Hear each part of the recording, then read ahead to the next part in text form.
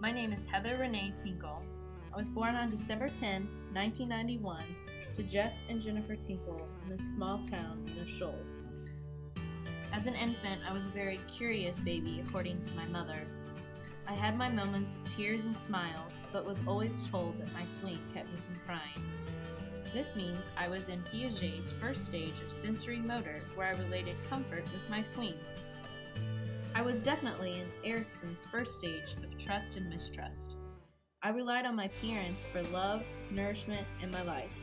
I easily recognized who was familiar and who was a stranger. I obviously did not care much for Santa Claus as a baby. Once I began to start walking and talking, it shows that I was a complete diva with sass and I ran the show. My microsystem began to grow as I recognized my immediate family as people who I could trust. I am shown hugging my cousins, creating love, trust, and friends. I am now entering Erickson's second stage of autonomy versus doubt and shame.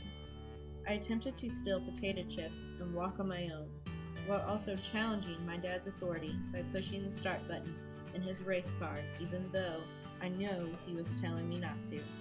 I was learning stealing is bad in Kohlberg's stages of moral development, where I would take things from friends or off the chair. At age 3, a new addition was brought into the family, my younger brother Joshua. According to Piaget's second stage of cognitive development, I was in the pre-operational stage, where I was very egocentric in thinking. My mom says I accepted my new baby brother, but definitely had my jealous moments.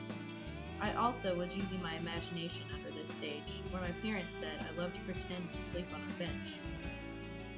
According to Montessori, from birth to age 6, children are sensorial explorers.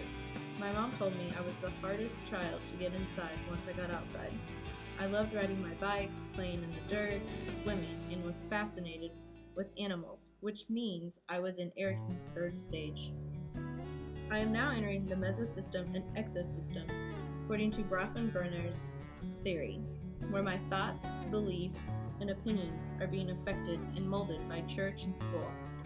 I still relate a dentist as pain and fear because they ripped my 2 front teeth out as a child. I will soon be entering preschool, and Dewey's beliefs shine through. Dewey believes social interactions were important for a child's growth and learning. I still have friends from my preschool years. As I graduated from preschool, I was in Kohlberg's first level of moral development because I was still only interested in myself but knew to avoid punishment. I am now entering elementary school, where I am in Erickson's fourth stage of industry versus inferiority. I remember being placed in the gifted and talented program, making squash birdhouses, playing sports, and making friends at recess, which means my social and intellectual skills were increasing. Dewey highly preached the importance of co-curricular activities in which I was always involved, according to my mother. My mom also told me I began to not care what others thought of me and started showing my goofy personality. I was always trying out new things, driving go-karts, playing in the ocean, and picking up strange animals. I want to thank my mom and dad for taking me on vacations and letting me experience new places. This develops concrete objects and symbols from Piaget's third stage of cognitive development. So as I am entering middle school as an awkward, short, stubby girl with glasses, somehow I am still able to build those close relationships with friends that I still have today, which is in Kohlberg's second level of conventional morality. I began to enter Erickson's fifth stage of identity versus role confusion. I remember taking interest tests to help us plan our routes for high school. Middle school was also a rough time where my microsystem broke in half. My parents got a divorce, and I was stuck in the middle in confusion, wondering if I had done something. I am now entering high school, where responsibility hits. Start my first job, get my first boyfriend, and sports become a big part of my life. I begin to try to live up to everyone else's expectations of me, which is described in good interpersonal relationships in Kohlberg's stages of moral development. I also am starting to realize authority isn't always right. I am really building on those close relationships to help me get through everyday life. High school, for me, was rough because I was juggling a relationship, friends, academics, sports, a job, and my life in general. No one prepares a teenager for real-life experiences. Finally, I graduate and decide where I'm going to college. As I enter college, I am in Piaget's sixth stage of intimacy versus isolation. I realize who my friends are, let go, make new ones, and change my major.